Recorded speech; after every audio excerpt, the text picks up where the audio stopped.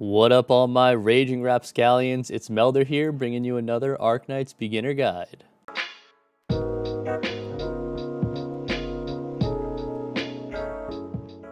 Today, we're going to talk about everything involving banners in Arknights. So that means we're going to talk about the types of banners in the game. We're going to touch a little bit on the pity system as well, and we're also going to figure out what banners we should save for and how to check on upcoming operator releases. The first thing we're going to talk about is everything involving headhunting and the basics. So we're going to click on the headhunting tab. We're brought to the banner screen. The leftmost banner is the most recent one, and you can also check by the end date right here, July 27th, August 6th. This one was released more recently, and banners will last 14 days or 2 weeks. So you have about 14 days to pull the on banner or rate up characters that you want. And I definitely do not think it's worth it to try to pull for off banner. That is a complete waste of resources. Just be patient and wait for it. On the bottom right, you can see the guaranteed 5-star or higher in 10 rolls. So the first 10 summons you do on banner, you will get a guaranteed 5-star or higher. And you don't have to do the times 10 to get this guaranteed. You can do singles, and a lot of people will say, just pull the guaranteed on this banner. And that means you just pull singles until you get your 5-star, and that way you can save resources because every single pull helps and counts, especially if you're saving for a character in the future. Now, if you click on the bottom left, you will see details, and this will show you the probability of getting specific characters. So for 6 stars, you have a 2% chance. For 5 stars, you have an 8% chance, and then so on. So you're most likely going to get 4 stars when you do banner summons. Now, this pool shows every single 6-star in the game, excluding limited characters. Limited characters have their own set of banners that you can only get limiteds from them. That's why they're limited. And then up here, you have a 50% chance of getting Ifrit or Surtur once you get a 6-star. So you get that 2%, and then you have a 50-50 for on banner or off banner. And then you have another percentage chance to get Ifrit or Surtur, depending on what you roll. And the same thing goes for the 5 stars as well. So you have, once you get a 5-star with that 8% chance, you get a 50-50 to get one of these 3 lovely characters here. There are also different ways to summon in this game. I'm going to go to my depot real quick and show you. So there are a couple different ways you can do pulls. The classic way or the regular way is to use your Arundum. I talked about this many times before, guys, but it's 600 Arundum for a single summon. And then it's going to be 6,000 for 10 summons. We'll do a little bit of quick math right there. Now, you can convert your Arknight Prime into Arundum. So each Arknight Prime will be 180 Arundum. See? 180, 360. And it'll be about 34 Arknight Prime to get a 10 pull. If you want to convert a 10 pull, it'll cost you a ton of Arknight Prime. There are also things called headhunting permits that we get. So there are singles, which I don't have one at the moment, but they look like this, but full yellow. And then there are the times 10. We get times 10 various ways. You can get them from buying pulls from the search shop.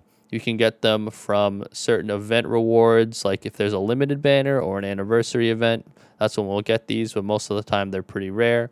You can get the singles a bunch of different ways. You can get them from logging in. You can buy them from the store, whether it be the green or gold search shop. I already bought mine out. You can also get them from event stores and from just event login rewards in general, and those will give you free headhunts. And if you have 10 singles, you can't just do a 10 pull. It's super lame. You just have to sit through 10 single pulls. I always find that super annoying, but just wanted to clear the air on that if you wanted to try test it out. Now we're going to talk about the different types of banners, the first being the standard banner. Now this banner will rotate every 14 days with no break period as far as I'm aware. And you can tell it's a standard banner because it will have 5 operators on it, 3 of them being 5 stars and 2 of them being 6 stars.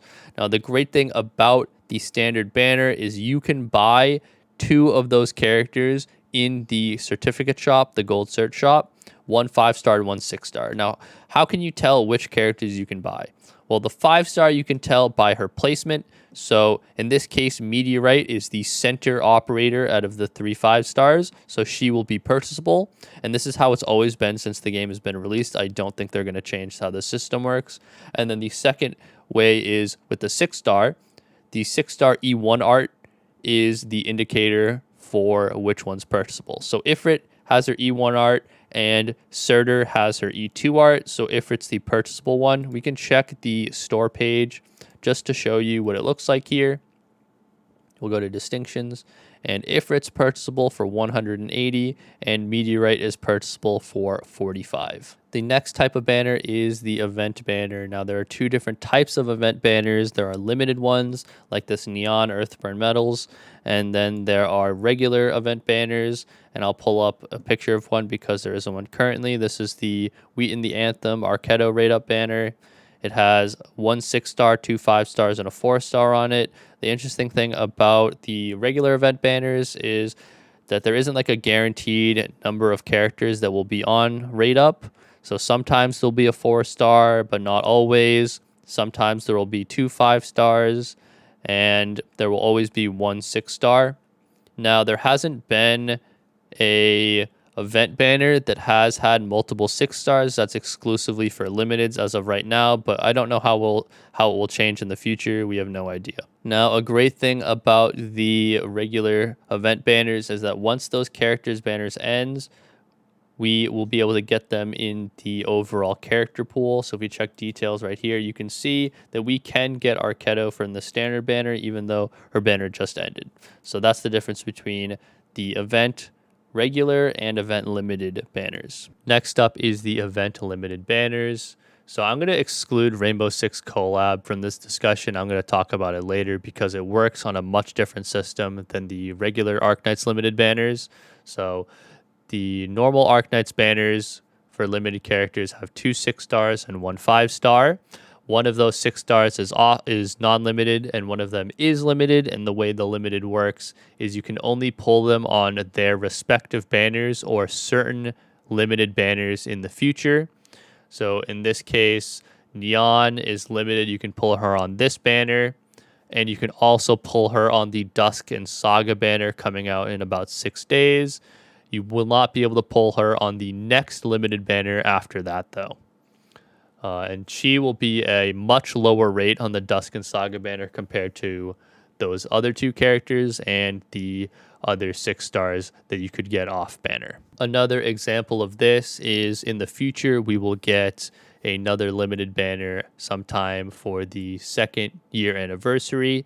And during that anniversary banner, we will be able to get W at a much lower rate. I also wanted to quickly add that there are 5-star only banners that feature 2 new 5-stars. They're like pseudo event banners because they're not tied to events, but they do feature new characters. So I just wanted to quickly mention them so y'all can keep your eyes out for them. Next up are the joint operation banners, or the joint ops. These banners feature 10 and only 10 characters. So if you're pulling on this banner and you get a 5 or a 6-star, you will only get one of these 10 characters. It features 4 6-stars and 6 5-stars. You can still get the 3 and 4 stars as you normally would from a standard banner. The last type of banner is the collaboration banner. We don't have a lot of information to work off of for this one because there's only been one collaboration so far, and that has been the R6 or Rainbow Six Siege collab event. Now, this one, every single character on banner is going to be limited, and you can only get them from this specific collab. So if there is a rerun in the future, then you could probably get it from that. Otherwise, they're not going to be in the pool. This one features 1 6-star and 2 5-stars. I'm not sure if they're going to have multiple 6-stars in future collab events, but we will see. Now, the interesting thing about this as well is this has a different pity system. So we will be able to get Ashe guaranteed in 120 pulls, which is much different from other limited characters and banners in general. So that is something that is not bad. And we also will be getting 20 free summons for this banner. So I'm not sure if they're going to do that for future collabs or not, but that is the case for this one. The next thing I want to talk about quickly is the pity system of Arknights. Now, this game has a slightly different pity system from other gacha games I've played in the past, and the most important difference is the fact that you will not be guaranteed an on-banner 6-star unless it is a limited banner. So if you get a 6-star, you're going to have to win the 50-50, and you could get 10 6-stars and not get the on-banner a single time, which is really unfortunate, especially if you are extremely unlucky. Now, the average 6-star will come at around 30 to 40 pulls. It's usually in the 40s. And you will get a guaranteed 6-star at about 75 summons in.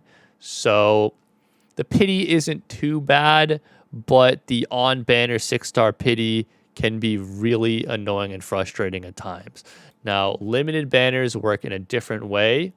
You can see right here, headhunting data contract exchange. This counts your pity.